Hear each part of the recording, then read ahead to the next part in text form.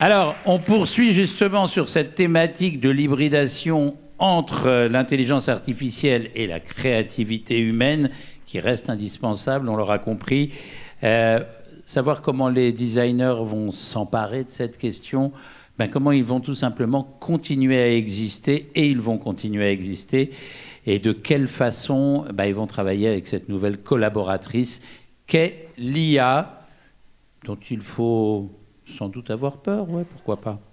Alors, je reçois pour en parler Raoul Cruz Bonilla, notre VP EMEA pour la Luxury et Fashion de IMKI, le créateur de souliers Jean-Michel Casabat et Stéphane Gallieni, à qui nous devons la vidéo que vous avez vue en ouverture. Voilà Raoul Cruz Bonilla, Stéphane Gallieni, directeur associé de BLSTK Art. Alors, les amis, bonjour. Bonjour Ariel. Bonjour. Alors, Raoul Cruz Bonilla, on est ensemble parce que vous êtes, avec votre marque IMKI, un des rares à avoir déjà proposé une collection, une capsule avec l'IA, tout simplement. Alors, c'est une collection de denim que vous avez fait finalement fabriquer en Turquie, mais sur la base de l'IA. Donc, c'est 100 créateurs. Bonjour. Donc, en fait, le créateur, c'était notre société, c'est nos équipes. On a briefé l'IA sur une thématique bien précise, c'était les Jeux Olympiques et l'Antiquité, en utilisant l'Antiquité comme fil conducteur. Si vous prenez les colonnes Antiquité, vous les ouvrez, ça fait un éventail. Cet éventail-là, ça nous permet de réfléchir sur un plissage. Donc, on a entraîné l'IA sur différents types de plissage, le plissage soleil, le plissage au fer. Et on l'a entraîné aussi sur le denim. Différents types de denim 3x1 par différents types de poids. Moi, j'étais directeur général des Levi's et G-Star, donc ce qui m'a permis de travailler là-dessus. Et on a fait un concept, on a entraîné l'IA, on a fait des produits, on a travaillé avec nos fournisseurs et en 21 jours, on a fait une collection d'A à Z avec des produits qu'on a présentés à Vivatech sur des produits qui sont d'une façon architecturale très très forts et très inspirants. Donc l'IA ne vient pas remplacer l'humain, il vient le rendre beaucoup plus élevé, beaucoup plus créatif, réactif et beaucoup plus sustainable dans sa façon de travailler.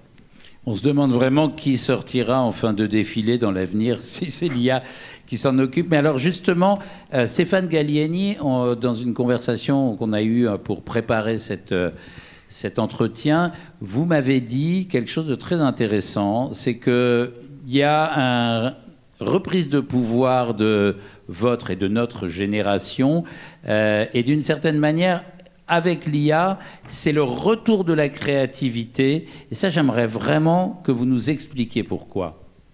Bonjour, et déjà merci pour l'invitation et de m'offrir ce super écran pour pouvoir présenter des choses, et notamment le film que vous avez pu voir ce matin. J'ai d'autres éléments que je vais vous montrer par la suite. Donc pour répondre à la question, effectivement, moi je suis génération X, je vais avoir 49 ans, toujours pas de Rolex d'ailleurs, mais j'ai l'IA. Voilà. Donc j'ai la chance, j'ai vraiment l'impression aujourd'hui, certains me connaissent dans la salle, j'ai une agence donc spécialisée dans la création, spécialisée dans le luxe et dans le digital. Et c'est vrai que au début, quand on a créé cette agence, dans les années 90, 2000, c'était l'éclate, on a fait Jean-Paul Gaultier sur Second Life, il y avait plein de choses à faire créativement. Puis après, c'est un peu marketisé. Donc on a fait toujours un peu la même chose, les 3 influenceurs, les comptes Instagram, etc. Et là, on se retrouve avec un côté hyper rock'n'roll, c'est-à-dire en fait, on peut vraiment faire des choses incroyables avec l'IA. Et j'en suis le premier content parce qu'en fait, je m'éclate tous les jours avec. Voilà. Oui, alors on a l'impression comme ça que l'IA, c'est quelque chose de facile, que finalement, c'est une question de lui donner les bonnes instructions et ça suit. C'est vrai, il y a une facilité de l'IA, mais cette facilité n'exclut pas l'exigence qu'il faut être créatif. De quelle manière est-ce qu'on est créatif avec l'IA ? Alors justement, si vous me permettez, j'aurai quelques petits films à passer. Ce que vous allez voir. Besoin du... Ouais, je vais prendre la manette, pardon. Donc effectivement, en fait, moi j'ai une théorie. Bien dans le micro. Pardon. J'ai une théorie en fait que j'ai eue en tête au moment où j'ai fait ces exercices d'IA depuis 1 an. C'est simplement l'artiste et l'artisan. C'est-à-dire que l'artiste, lui, il peut s'amuser, il a carte blanche pour faire la créativité qu'il veut. Et encore une fois, hybridation radicale, c'était l'exemple. On m'a juste donné le thème et après, je m'amuse avec et j'essaie de trouver des idées. Et la deuxième, c'est l'artisan. Et l'artisan, c'est quoi? C'est celui qui sait répéter le même geste, qui sait répéter, qui est capable de prendre une commande d'un client et d'exécuter exactement l'image qu'il veut. Et ça, c'est vraiment nouveau. Et vous allez voir les projets qu'aujourd'hui on rend un projet pour la télévision, qui va être par la boîte de production Z Manu Cato, pardon, qui nous a commandé en fait toute une série d'images pour faire une reconstitution d'Égypte. Mais attention, documentée, c'est-à-dire avec des archives. Donc ce que vous allez voir à l'image, ce que je vais vous montrer. Je ne sais pas si la ZP... Alors ouais, c'est une reconstitution véritablement de... Alors ça, c'est l'architecture un peu des outils que vous utilisez, évidemment Midjourney, et puis après, il y en a énormément. Parce qu'en réalité, il faut savoir panacher énormément d'outils d'IA différents. Voilà. Donc là, effectivement, c'est ce que vous avez vu ce matin. L'idée, c'était effectivement... en fait, on part de rien, on part d'un prompt, on part d'un mot. Ensuite de ce mot, on arrive à une image qui était la première, qui était la boule de marbre. Et après cette boule de marbre, c'est quand un tableau de peintre, on fait ce qu'on veut avec. On joue avec. On vous entend pas là. Ah pardon. on joue avec, c'est-à-dire qu'effectivement, on veut parler d'écologie, on raconte quelque chose avec. On veut parler de la Gen Z, on raconte quelque chose, etc. Mais qu'avec de l'image et des sons. Et même la musique a été faite par de l'IA. Les paroles écrites ici. Voilà, donc là c'est ce que je vais vous montrer. Donc vous voyez ici le masque d'Anubis, pour ceux qui connaissent un peu l'histoire. Ce masque en fait il est en terracotta et il est, vous voyez il est assez particulier, mais en fait il a été conçu, façonné à partir de vrais masques archéologiques qu'on a retrouvés. Et donc je vais vous montrer un petit peu les différents plans que je peux commenter éventuellement. Donc là c'est la scène d'introduction, on va arriver en Égypte. Voilà, donc vous voyez en fait les mouvements, les arrière-plans, les éléments de scénographie, les éléments d'ambiance, les animaux, tout est très bien respecté. Il y a un an, on pouvait pas, on a un problème sur le physique, sur la morphologie des personnages. Et aujourd'hui, en fait, c'est que l'imagination qui fait créer ces images. Donc moi, je vais me raconter des histoires sur l'Égypte à partir évidemment de documents, de scénarios écrits. Et je dois faire plan par plan. J'ai un cahier de commande en me disant, voilà, je dois faire ce plan-là. Plan numéro 4, plan numéro 5. Et en fait, chaque plan, je les amène au fur et à mesure. Et c'est broadcast. C'est-à-dire que vous voyez sur un grand écran, ça marche très bien. À la limite, presque, c'est trop parfait. On pourrait travailler maintenant pour que ça le soit moins, alors qu'avant, on travaillait pour que ça le soit plus. C'est pas faux. Et ce qui est intéressant, je trouve aussi, c'est pour la culture, parce que finalement, quand vous avez vu une émission qui est passée sur l'Égypte vendredi, soit c'est la 3D qui est vraiment très moche, soit c'est 3 comédiens avec une toche blanche avec un fond vert, alors que là, en fait ça révolutionne complètement la production, puisque aujourd'hui, on va pouvoir, sur des budgets que la culture ne pouvait pas se payer, des films, on va dire, avec une patine, quoi. Vous m'avez dit, on peut faire du Spielberg ou du Tarantino en 1 minute 30, et c'est pas une légende. Et en fait aussi, enfin, d'ailleurs pas en 1 minute 30, mais bon, peu importe le temps, toujours est-il que le budget, il est vraiment moindre. On part d'une photo parfois ou de quelques photos et d'un prompt. Est-ce qu'on ne se trompe pas en se disant que d'un seul coup, ce gap incroyable qu'il y avait entre une idée cinéma et il fallait voir un producteur, il fallait ceci, il fallait convaincre des acteurs, etc., ça se rapproche finalement? Alors, il y a plusieurs éléments qui sont très intéressants. Déjà, on voit que le luxe se rapproche d'Hollywood. On l'a vu avec Saint-Laurent, on l'a vu avec LVMH qui vont aller sur l'entertainment. Ça, c'est le premier point. Et ce qui est intéressant, c'est qu'aujourd'hui, finalement, la liberté et la créativité va se passer sur le fait que moi, je suis directeur d'agence, mais aujourd'hui, mon concurrent, ça va être un freelance qui est sur Internet et qui va commencer à s'amuser avec ses IA et faire des choses d'une qualité d'agence. Okay. Ça va être aussi cette capacité, on peut aussi créer des avatars. Donc là c'est une campagne qu'on a fait pour Shiseido et je remercie la cliente motorisée à en parler. On a fait 5 avatars pour pouvoir parler et ça sert aussi par exemple pour faire du training en vente, par exemple pour parler d'un nouveau produit, donc en interne. Il y a plein de cas d'usage. Là, c'est pour un autre client, c'est Andy Pians, qui impressionnant. Un grand acteur dans le B2B. Et ça, c'est la première création qu'on a faite pour lui. On fait un cahier de tendance sur la luxification. Et donc, on a fait toute la partie éditoriale avec de l'IA en print. Donc ça, c'était une des premières exemples qu'on a fait il y a un an. Et aujourd'hui, ce qu'il faut comprendre, c'est que sur la place de Paris, il y a le Prompt Club. Donc c'est des amis à moi. On est peut-être quinzaine, vingtaine de créateurs IA qui sont à peu près du même niveau. Et donc, on a créé le Prompt Club où chaque mois, on se donne un thème et on doit réaliser un film à la fin du mois. Donc là, je vous montre le premier qui était Fracture. Donc ça, c'est ma proposition. Il y a eu chacun propose un film. Et le mois prochain, ce sera le début qui sera le nouveau thème. Et à la fin du mois, il y aura un film. Et tous les mois, on sort un film. Donc voilà. En définitive, cette histoire de prompt, c'est la force même de la littérature d'arriver par des mots à incarner des choses qui se font, quoi. Quand dire, c'est faire. En fait, sur la créativité, ce qui est intéressant, c'est que on peut être auteur, romancier, etc. Donc sur l'art de l'écriture, et d'un coup, on devient directeur artistique, parce que l'écriture, la description à la Balzac, vous avez une super belle image. Okay, cette image, le photographe, lui, il ne va pas perdre son métier non plus, puisqu'il va devenir réalisateur de films. Le réalisateur de films va devenir producteur de ses propres films, etc. etc. Et donc aujourd'hui, moi je peux créer une collection de mode, je peux créer. Enfin, voilà, donc c'est illimité, c'est bien le titre de cette table ronde.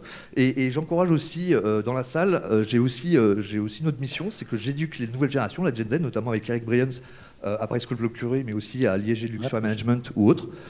L'idée, c'est de tout de suite mettre le pied à l'étrier aux jeunes générations, de la Gen Z, pour que demain, ils arrivent dans l'entreprise. On parlait tout à l'heure de Nino Alari qui a fait les petits films pour Eric.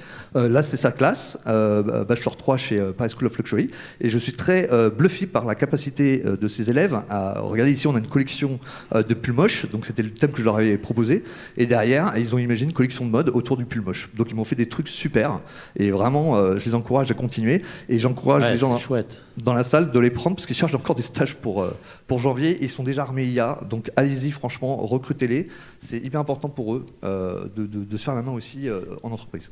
Bah, le message va passer. Jean-Michel Cazabat, vous faites partie de ces gens, parce qu'on imagine qu'il va y avoir une esthétique inspirée par l'IA et une esthétique qui sera encore humaine. Et finalement, ça sera un peu comme les produits artisanaux et les produits industriels. D'une certaine manière, ça peut être ça. Vous n'avez pas peur de l'IA? Bonjour à tous. Dans votre création de souliers. Alors, je vous recommande, si vous êtes nostalgique du glam, du rock'n'roll, du glitz, les boots et les chaussures, les souliers de Jean-Michel Cazabat, ça va débarquer très très fort dans les mois qui viennent. Et Lenny Kravitz, ses fans et bien d'autres. Alors allez-y. Merci Ariel.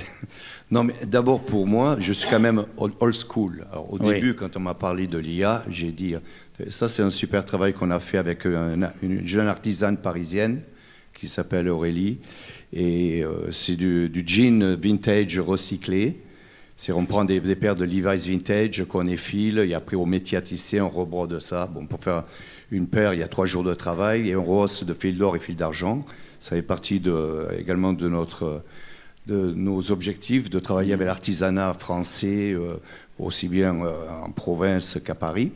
Bon, alors pour revenir à l'histoire de l'IA, au début, je disais, enfin, quand même, j'ai toujours dessiné les choses sur moi-même à la main. Je ne vois pas comment un computer, comment une bête peut ressortir ça, mais j'ai déjà appris beaucoup de choses et vraiment, je pense qu'il y a une capacité, une possibilité incroyable. Le but avant tout, également, c'est de stocker toutes les informations, tout parce que j'ai plus de 20 ans de collection de chaussures. D'élaborer votre ADN voilà. à travers vos archives. En ressortir l'identité, tout le savoir-faire, enfin, ce qui représente la marque, et également pouvoir, avec toute une recherche, rentrer dans les infos, les nouvelles tendances ou un désir, si je veux, par exemple, travailler. J'adore l'Égypte antique. On en parlait, par exemple, quelque chose qui peut être une info à relancer dans le projet. Mais je pense qu'il y a vraiment un gros potentiel à travailler avec l'IA. Oui, d'ailleurs, ces souliers-là sont inspirés d'une de vos anciennes coiffures, je me souviens très bien. Ce qui est très important, donc on va en parler, mais on est en train de travailler avec Jean-Michel sur une capsule qu'on va présenter pendant la Fashion Week, dans laquelle on fait ce qu'on appelle une IA patrimoniale. C'est-à-dire qu'on intègre tout son patrimoine de marque dans une IA avec des tendances et on le fait jouer. On va faire du brain picking dans ses idées et nos équipes vont prompter, donc écrire des choses. Donc ce qui est très important, c'est écrire pour dire quelque chose, mais ce qui est important, c'est avec quoi on a entraîné l'IA. Et c'est là où fait la spécificité des IMKI, c'est qu'on entraîne des IA avec des choses qui appartiennent à des créateurs, à des marques, sont uniques, dans des serveurs sécurisés. Donc il va pouvoir s'éclater et dire, si j'avais une idée, la pousser encore au-delà de ça, parce que ce qui va sortir, c'est juste dingue. Absolument. Non, mais le but, c'est vraiment que ça soit quelque chose qui me corresponde, qui est l'identité de Cazabat. Alors justement, on va essayer de faire une petite conclusion en posant une question à vous trois et en sollicitant une réponse smart et qui va être utile à tout le monde. Qu'est-ce qui va rester de nous face à cette prodigieuse vague de l'IA ? Stéphane. On parlait de la vague que j'ai mis au début du film, le tsunami. Ouais. Ce qui va rester, parce que justement, c'est ça qui est intéressant, c'est qu'on change de civilisation. Ce qu'il faut comprendre, c'est que la data, les données, sont des éléments qui vont rentrer dans la machine et qui vont pouvoir ressortir des choses. Donc je pense qu'effectivement, on pourra même parler d'immortalité. C'est-à-dire qu'en fait, voilà, mon son, ma voix, mon visage, etc., tout ça peut être des données qui peuvent me faire exister après ma mort. Enfin, tout ça aura un droit de propriété. Ou de Ramsès III. Ramsès III, ils avaient le sens de la momification. Je pense que la momification virtuelle peut être le futur, et je pense qu'on va avoir, dans le siècle qui vient, avoir un grand changement de civilisation sur notamment le rapport qu'on a à la mort. Moi, je dirais plutôt une créativité augmentée avec un design beaucoup plus responsable. Et quelle sera notre place là-dedans, nous, humains? La guider, faire les bons choix, et réduire toute l'empreinte qu'on peut avoir avec les échantillons qui fait 3 fois le tour de la planète. Très important. Parce qu'on arrive à avoir des produits parfaits sur des images avant de les avoir lancés en dossier technique ou en prod. Donc on peut valider avant. Ouais. Très important. Pour moi, l'IA, c'est l'orchestre et je suis le chef d'orchestre. Ouais. Vous êtes un peu le Claude Nougaro de l'IA. Et je suis de Toulouse. Alors voilà, merci, c'est terminé pour cette partie-là.